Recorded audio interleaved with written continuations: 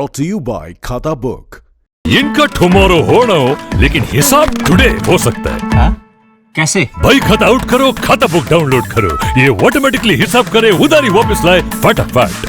भेज दिया उसको हिसाब। खाता बुक, बिजनेस हुआ इसी। बिग बॉस के घर से ताजा हलचल लेकर हाजिर हूँ और बिग बॉस की लेटेस्ट हलचल ये है कि वहाँ पर टशन इश्क लेकर आ गई है पूरे दिल के साथ जैस्मिन वसीम।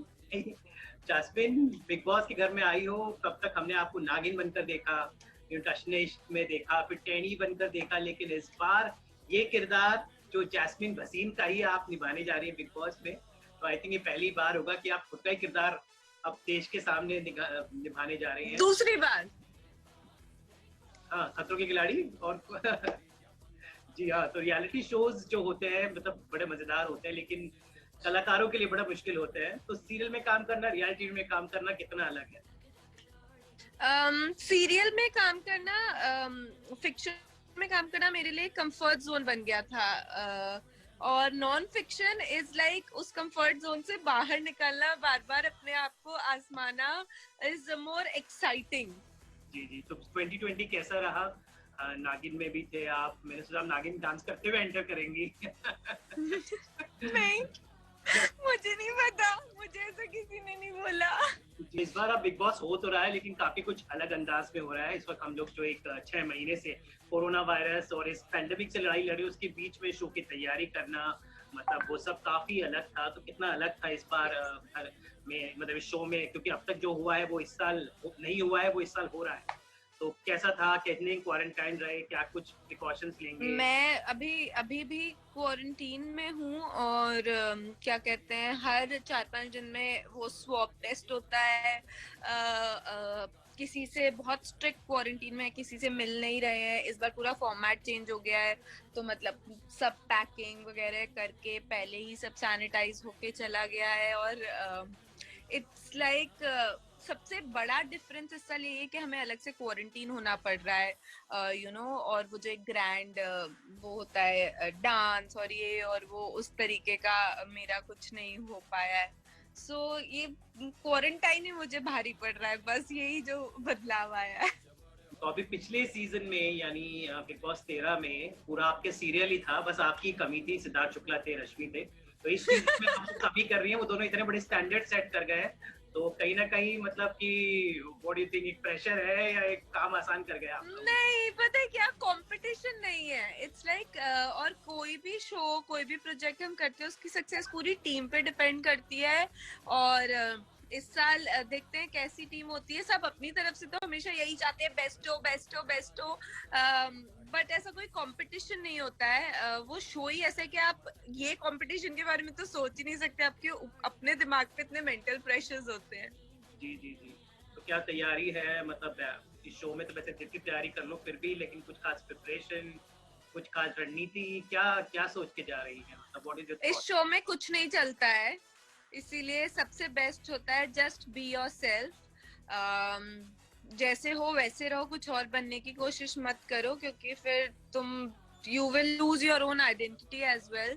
एंड मेरा स्ट्रैटेजी यही है, मुझे बस जाके खुद एंजॉय करना है, ताकि जो मुझे देख रहे हैं वो एंजॉय करें, दैट्स इट।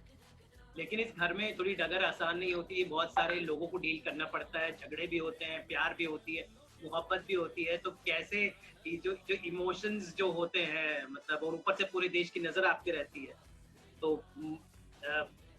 कितना मुश्किल या कैसे हैंडल करेंगे इन सबको? आई थिंक ये शो ही उस बारे में है, इंसान का कितना इमोशनल मेंटल कंट्रोल है, एंड ऑल्सो ह्यूमन इमोशंस और कनेक्शंस के बारे में है। तो मुझे लगता है कि अगर कभी किसी से झगड़ा हो जाता है तो हो जाता है, वो किसी बात पे गुस्सा आता है, सबको आता है, it's a very normal thing है, कोई पाप नहीं होता झगड़ा कर लिया तो। जैसे लेब्स भी इंसान होते हैं, जैसे और लोग अपनी नॉर्मल लाइफ में अपसेट होते हैं, दुखी होते हैं, झगड़ा करते हैं, वैसे ही हम भी करते हैं। और अभी 24 घंटा आप देखेंगे तो ये साइड भी बाहर आएगी, और सब साइड्स बाहर आती हैं, you know, your loving nature, your caring nature, you know, your friendship. So I am very comfortable, जो मेरी पर्सनालिटी है, जो भी साइड दिखेगी वो मैं हूँ, और मुझे उससे कोई तकलीफ नहीं है। तो मुझे याद है टशनेश में जब पहली बार आप आई थी, तब तक लंबा सफर जैस्मिन ने तय किया है। मैं और मेरी टीम, मेरा शो सास बहू बेटियां हमेशा आपके साथ रहा है। तो जी। पूरा टशने इश्क से अब तक मतलब कोटा से मुंबई तक का सफर कैसा रहा? क्या कुछ इस मुंबई शहर ने दिया है? और इस मौके पर आप एक नई शुरुआत करने जा रही हैं, तो कैसे लगता है व्हेन यू लुक बैक?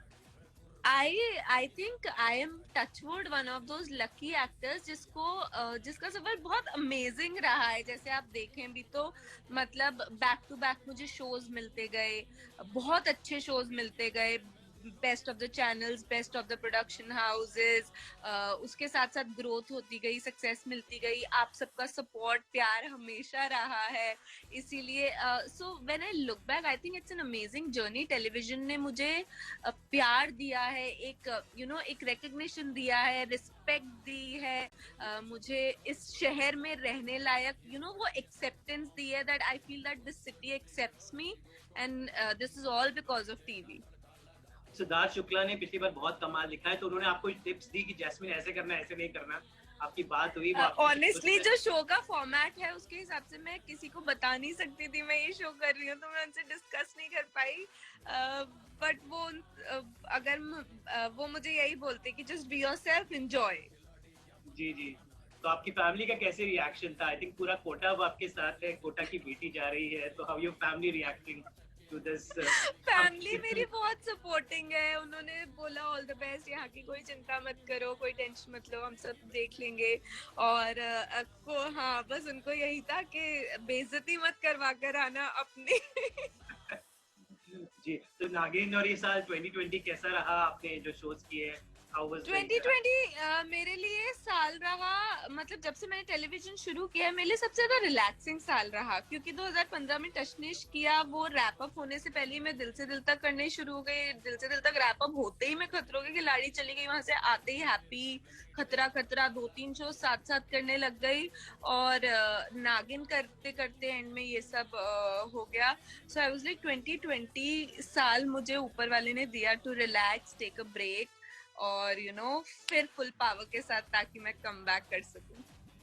तो चलिए उम्मीद करते हैं कि जैस्मिन, आप जैस्मिन के फूल की तरह बिग बॉस में महके।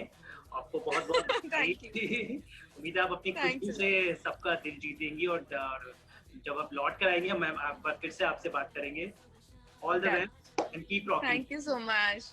Good bye. Bye bye.